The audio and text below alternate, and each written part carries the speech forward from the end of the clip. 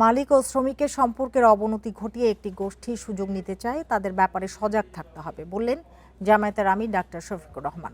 দুই শ্রেণীর মধ্যে ভ্রাতৃত্ববোধ আনতে হবে বলেও মন্তব্য করেন তিনি। শ্রমিক নেতাদের সম্মানে আয়োজিত ইফতার মাহফিলে মন্তব্য করেন doctor Shafiqur Rahman.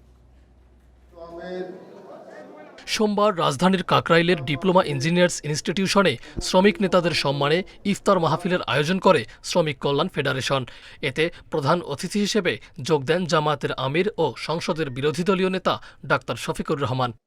Rainbow allrounder exterior paint বাড়ির বাহিরের দেয়ালের সুরক্ষা নিয়ে থাকুন নিশ্চিন্ত, সাথে পাচ্ছেন 10 বছরের ওয়ারেন্টি।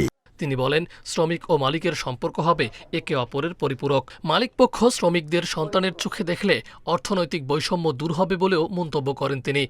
আমরা ওই সমাজটা পাল্টাতে চাই।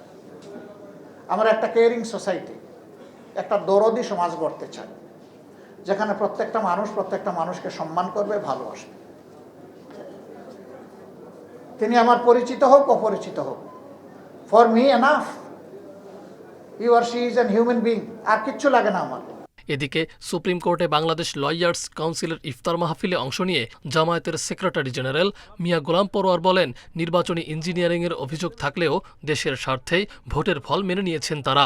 জাতির সংহতির স্বার্থে কষ্ট হলেও আমরা পরমত সহিষ্ণুতা, সরকারি দল এবং বিরোধী দলের সঙ্গে সমন্বিত এক পথযাত্রার স্বার্থে বিরোধী দল হিসেবে যারা নির্বাচিত হয়েছে তারা সে ফলাফল কষ্টের সাথে আমরা মেনে নিয়ে। ইরানের সর্বোচ্চ ধর্মীয় নেতা আয়াতুল্লাহ আলী খামেনি হত্যার নিন্দা জানান মিয়া গোলাম পরোয়ার। মাহফুজুর রহমান মিলন, ইন্ডিপেন্ডেন্ট নিউজ, ঢাকা।